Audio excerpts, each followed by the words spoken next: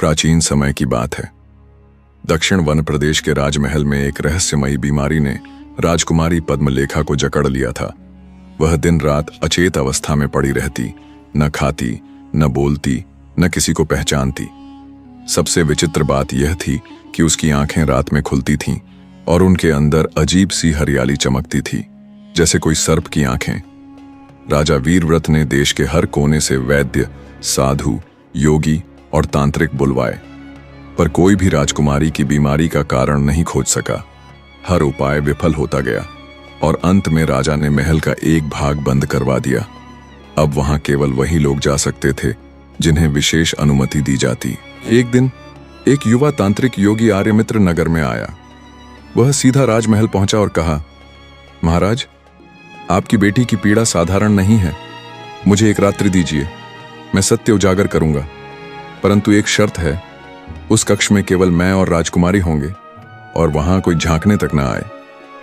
राजा असमंजस में था, पर वर्षों की असफलताओं और आर्यमित्र के आत्मविश्वास ने उसे हां कहने पर मजबूर कर दिया। रात हुई। आर्यमित्र कक्ष के कोने में बैठ ध्यान में लीन हो गया। जैसे ही आधी रात बीती, राजकुमारी की आंखें खुलीं और उसके मुख से धीरे धीरे एक नीली रोशनी के साथ एक सांप नहीं बल्कि एक नागिनी बाहर निकली। उसकी लंबाई 8 फीट थी, देह पर चांदी जैसी चमकती त्वचा, आंखें लाल अग्नि सी। वह नागिनी हवा में तैरती हुई महल के पीछे जंगल की ओर चली गई। आर्यमित्र ने कुछ नहीं किया, केवल मंत्र बुदबुदाता रहा, और जब अंतिम प्रहर आया, नागिनी फिर से लौटकर राजकुमारी के भीतर समा गई। सुबह राजा और महामंत्री दौड़ते हुए आए। बताओ योगी, तुमने क्या देखा? क्या कोई समाधान है? आर्यमित्र ने कहा, महाराज, यह नागिनी कोई साधारण जीव नहीं बल्कि एक पुरानी तांत्रिक है जिसने कई जन्मों पहले अमृता के लिए एक गलती की थी।